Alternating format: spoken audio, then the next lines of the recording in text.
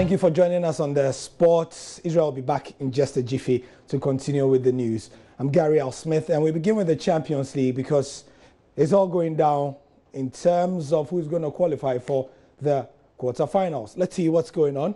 It's Man United and Sevilla, 43 minutes, almost half time, and it's 0-0 in this game.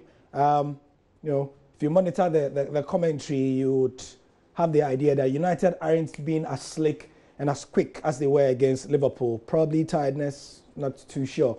But I'll be showing you the highlights of this game in full on the Football Show. Also, let's go straight to Facebook because one of the biggest stories of today has had to do with the Sports Minister, Isaac Esiama. He has been taking his turn at the Meet the Press series, and journalists put a couple of questions to him. Not a couple, quite a lot actually. One of the most important things he said was that he didn't come to and meet any money in the coffers of the sports ministry. Actually, he accused Nilante van der Poel of leaving 51 million Ghana cedis in debt there. So this is the story. And we got a couple of comments. It's trending on myjoyonline.com. And a couple of comments there. We'll take it in full. Okay, this is the story. The sports minister says Nilante van der Poel left the ministry in debt of 51 million Ghana cedis. Says the ministry is broke. He was broke when he assumed office last year, citing misappropriation of funds and poor management by the previous administration. And very interesting. I mean, these are things that will put in Nilante van der Poel. Knowing him, you can expect a counter punch in the next 24 or 48 hours. So this story is trending. Let's see a couple of comments briefly before we move on to the next story on that Facebook page. Yep, just a few of your comments.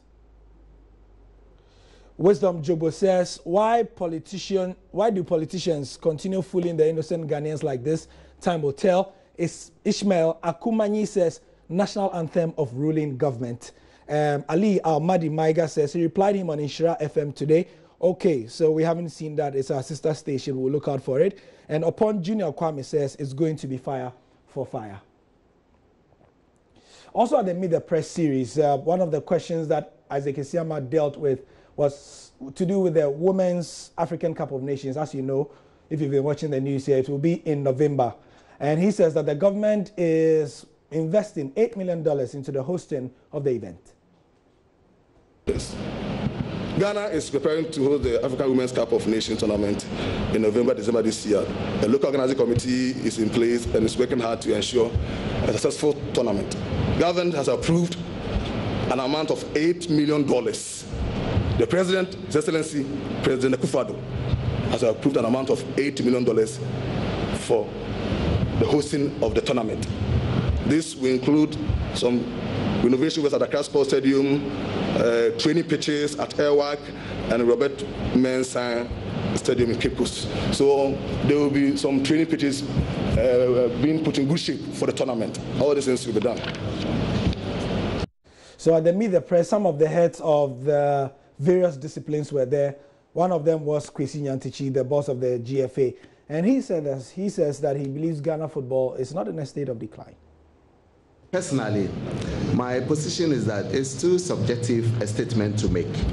I believe that in order to make progress in contributing to the upliftment of the game, we need to agree on the indices for assessment. Then certain areas we all agree that there's been a decline, but holistically I don't think so. Because on the front of women's football, we've made phenomenal strides. Ghana has qualified to the Women's World Cup for under 17, under 20, for 5 successive occasions. Nobody is talking about that.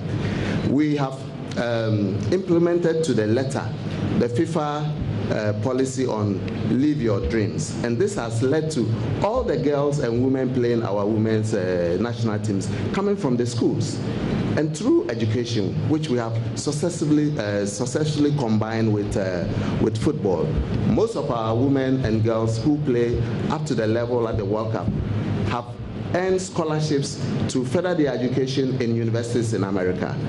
Most of them, after their playing careers, have settled with their families and also obtained professions in other endeavors of life. In accountancy, some are lawyers, some are nurses, some are doctors, and so forth and so on. When we come to infrastructure, we can look at it. When we come to funding, we can look at it.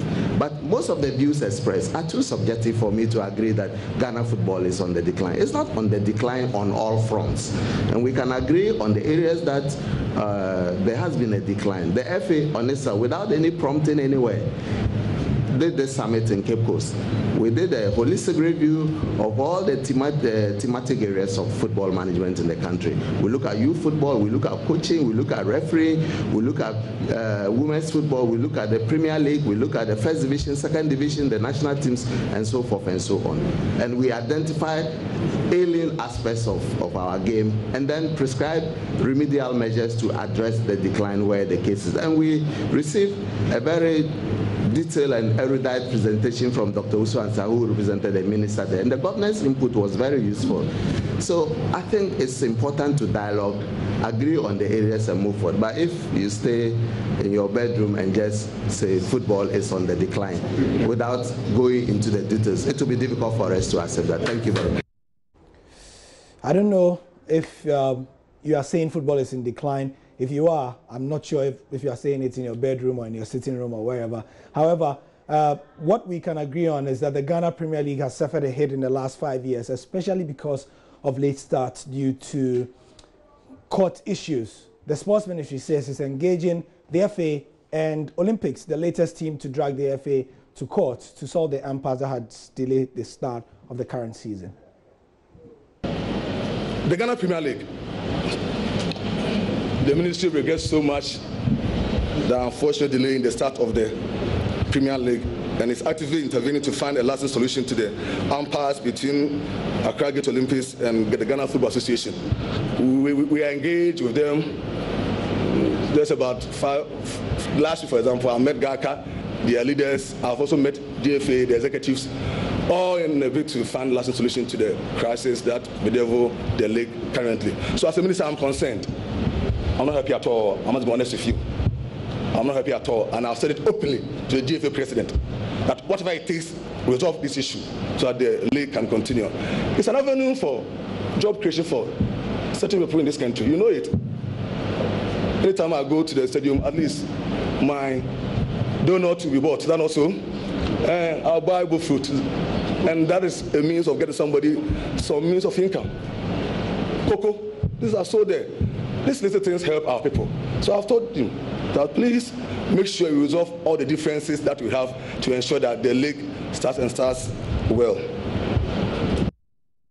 In international sports, the BNP Paribas Open is still ongoing at Indian Wells, and Serena lost out to her big sister, Venus. 17 years on in the same arena where these two legends of the game were scheduled to meet. Tonight they come together again.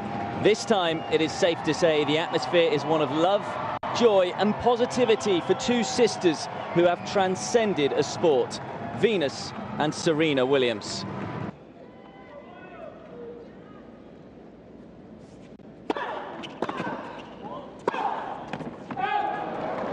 She's overcooked it. A couple of unforced errors to end the game. It's a bit of a gift. Venus Williams breaks early in the second. What a night it's been. Is it going to end here? Match point, Venus Williams.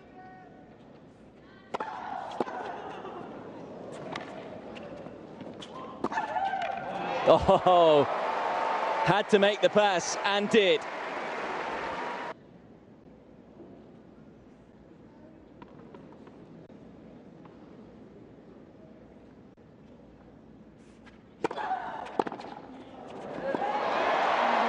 It's a vintage Venus performance as this Indian Wells crowd drink in a historic victory. For just the second time in 10 meetings, it is the older of these two great siblings who gets the win. Venus Williams defeats Serena Williams in an hour and 25 minutes. 6-3, 6-4 to move through to round 4. Must be nice, but as you know, Serena is slowly coming back into the game after giving birth to her first child, and she has said that she's taking all these tournaments in stride as she gets ready for the big ones that will be coming in a couple of months. That's the sport for now, and join us at 10:30 for the football show. We'll be showing you highlights of those Champions League games. There's also Roma and Shakhtar. We'll be showing you those. I'm Gary Al Smith. Stay with us and let's interact on social media.